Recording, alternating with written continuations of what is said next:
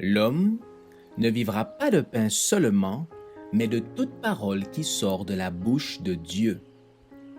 Voici votre moment de méditation quotidienne.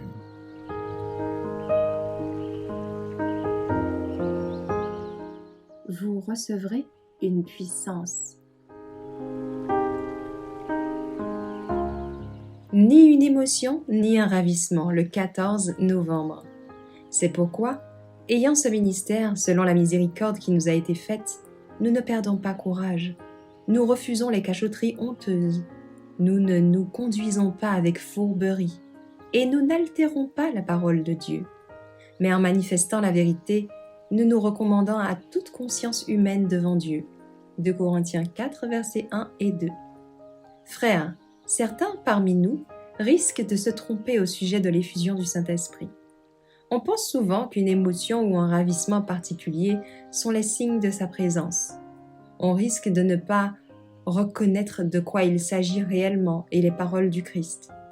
Enseignez-les à garder tout ce que je vous ai prescrit. Matthieu 28, verset 20. Risque de perdre toute signification.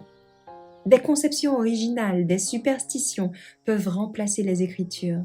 Dites à nos membres, cessez de craindre d'introduire dans la parole des notions non révélées, mais demeurez proches du Christ.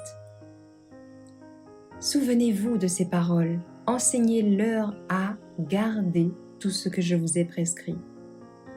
Et voici, je suis avec vous tous les jours jusqu'à la fin du monde. Matthieu 28, verset 20.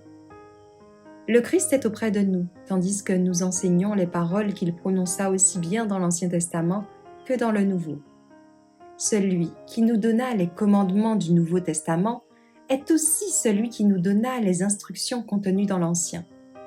Ces deux livres sont tous deux sacrés, car ils contiennent les paroles du Christ. Toute communication du ciel à la terre depuis la chute d'Adam a été transmise par le Christ. Le Sauveur est sans cesse auprès du chrétien qui croit aux instructions de l'Ancien et du Nouveau Testament, obéissant aux commandements qui y sont contenus. L'apôtre, les prophètes et les saints d'autrefois n'ont pas rendu le caractère parfait à l'aide de quelques pouvoirs miraculeux. Ils firent usage des dons offerts par Dieu, en s'appuyant sur la seule justice du Christ. Tous ceux qui agiront de même obtiendront les mêmes résultats. Satan cherche à ce que tout transgresseur de la loi de Dieu prétende être saint.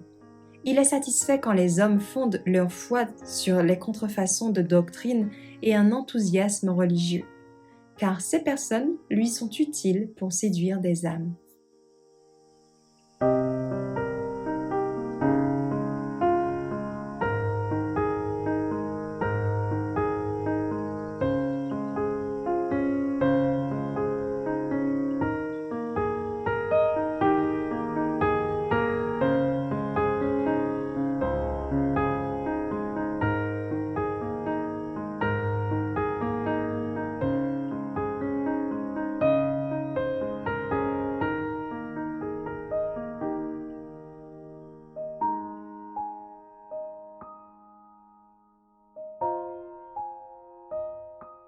Merci d'avoir écouté cette présentation.